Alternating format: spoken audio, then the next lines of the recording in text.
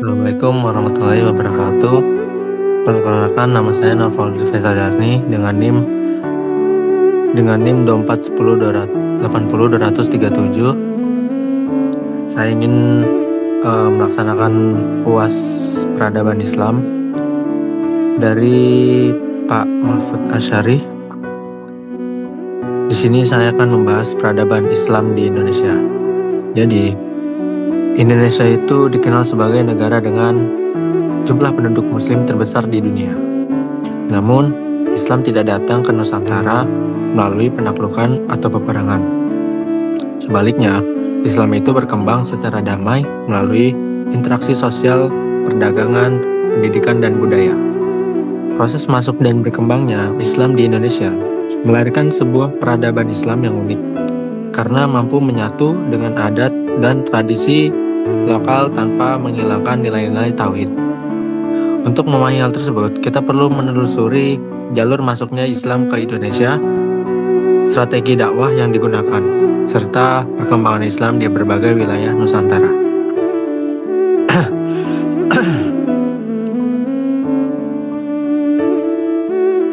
Nah, lanjut ke jalur masuknya Islam di Indonesia. Para sejarawan memiliki beberapa teori mengenai masuknya Islam ke Indonesia. Teori-teori ini tidak saling meniadakan, melainkan saling melengkapi, karena Islam itu kemungkinan masuk melalui lebih dari satu jalur dan waktu.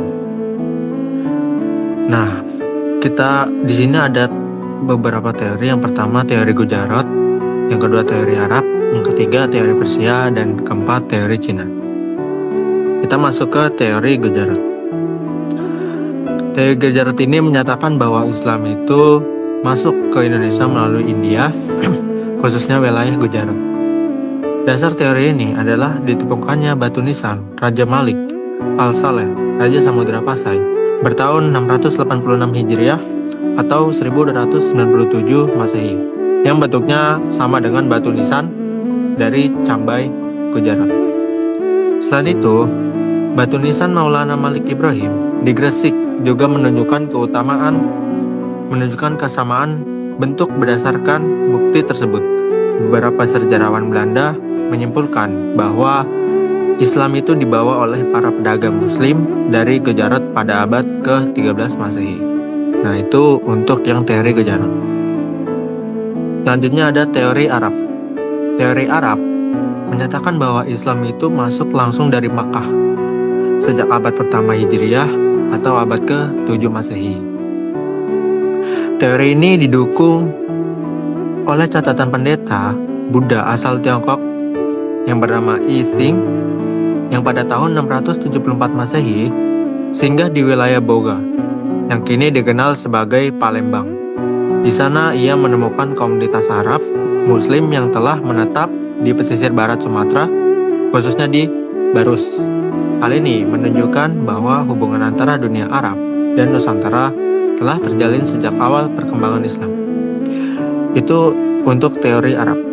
Kemudian ada teori Persia. Teori Persia ini melihat adanya kesamaan budaya antara Islam di Indonesia dan Persia. Salah satunya adalah peringatan 10 Muharram atau Asyura.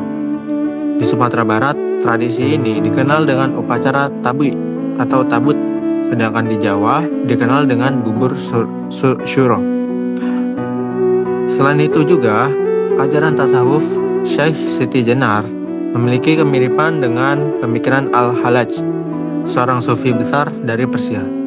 Penggunaan istilah bahasa Persia dalam tanda baca Arab juga memperkuat teori ini. Lanjut ke teori Cina. Teori Cina ini menyebutkan bahwa Islam masuk ke Indonesia melalui para perantau Cina Muslim. Islam telah berkembang di Cina sejak abad ke-7 Masehi, terutama di wilayah pesisir selatan. Beberapa sumber menyebutkan bahwa Raden Fatah, pendiri Kesultanan Demak, memiliki keturunan Cina. Dalam kronik sejarah Banten dan Hikayat Hasanuddin, nama-nama Raja Demak dan leluhurnya banyak ditulis dengan istilah China, yang menunjukkan adanya pengaruh budaya China dalam proses Islamisasi di Jawa. Lanjut, kemudian ada strategi dakwah Islam di Indonesia. Keberhasilan penyebaran Islam di Indonesia tidak lepas dari strategi dakwah yang bijaksana dan adaptif terhadap budaya lokal. Di sini ada 4 strategi dakwah. Yang pertama perdagangan, yang kedua perkawinan, yang ketiga pendidikan, dan yang terakhir kesenian dan budaya. Kita masuk ke perdagangan. Nah, perdagangan ini jalur merupakan media dakwah yang paling efektif. Sejak abad ke-7 hingga ke-16 Masehi, Nusantara menjadi pusat perdagangan internasional. Para pedagang Muslim dari Arab, India, dan Persia tidak hanya berdagang, tetapi juga menyebarkan ajaran Islam melalui sikap jujur dan akhlak mulia. Setelah berdirinya kerajaan Islam seperti Samudra Pasai dan Malaka, semakin banyak ulama datang dan mendirikan masjid serta pusat dakwah. Selanjutnya, perkawinan. Nah, penyebaran Islam juga terjadi melalui perkawinan antara pedagang Muslim dengan penduduk lokal. Dalam pernikahan tersebut, calon pasangan itu diwajibkan memeluk Islam. Jika pernikahan terjadi dengan keluarga bangsawan, maka Islam semakin cepat diterima masyarakat. Contohnya adalah pertingkahan Sunan Ampel dengan Nyai Manila, serta Raja Brawijaya V dengan Putri Campa. Selanjutnya ke pendidikan. Para ulama mendirikan lembaga pendidikan Islam sebagai sarana dakwah. Di Jawa dan di Madura dikenal pesantren, di Aceh itu disebut daya, dan di Minangkabau dikenal surau. Melalui lembaga inilah ajaran Islam diajarkan secara sistematis dan melahirkan generasi ulama serta pemimpin Islam di Nusantara. Kita lanjut ke kesenian dan budaya. Nah, dalam strategi ini yaitu strategi dakwah yang sangat efektif juga, seperti jalur perdagangan. Yang ini adalah melalui kesenian dan budaya. Para wali itu, khususnya Wali Songo, menggunakan media wayang, sastra, dan seni tradisional untuk menyampaikan ajaran Islam.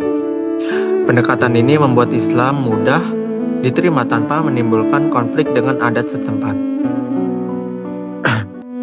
Lanjut di sini ada Masjid Menara Kudus, dan di sini ada Masjid Kesultanan Ternate. Kita lanjut ke Islam di Nusantara. Wilayah pertama yang dimasuki Islam adalah pantai barat Sumatera dan Aceh. Kerajaan Islam awal yang berdiri adalah Perlak dan Samudra Pasai. Pada masa Sultan Iskandar Muda, Aceh itu mencapai puncak kejayaan dan menjalin hubungan erat dengan Timur Tengah, sehingga dijuluki Serambi Mekah. Kita lanjut ke Islam di Jawa. Nah, Islam di Jawa ini yaitu Islam berkembang pesat seiring melemahnya Majapahit. Kerajaan Demak menjadi kerajaan Islam pertama dan pusat penyebaran Islam ke berbagai daerah seperti Maluku, Sulawesi, dan Kalimantan. Kemudian kita masuk ke Islam di Sulawesi.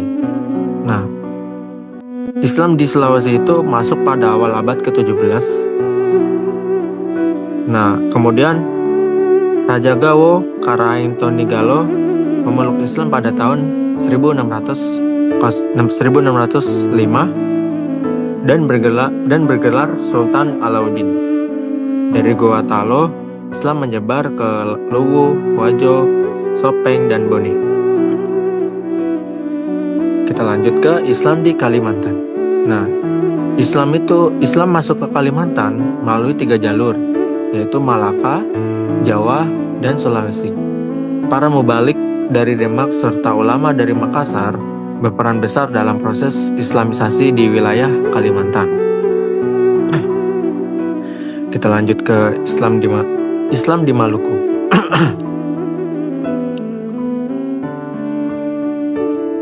Islam masuk ke Maluku itu sejak abad ke-15, terutama di kerajaan Ternate dan Tidore.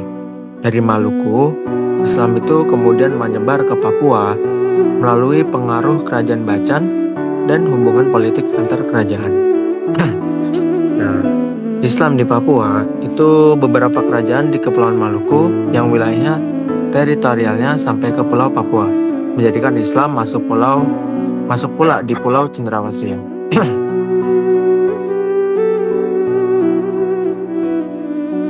Nah, untuk penutup, peradaban Islam di Indonesia tumbuh melalui proses damai, dialog budaya, dan keteladanan akhlak. Islam tidak menghapus tradisi lokal, tetapi menyucikannya dengan nilai tauhid.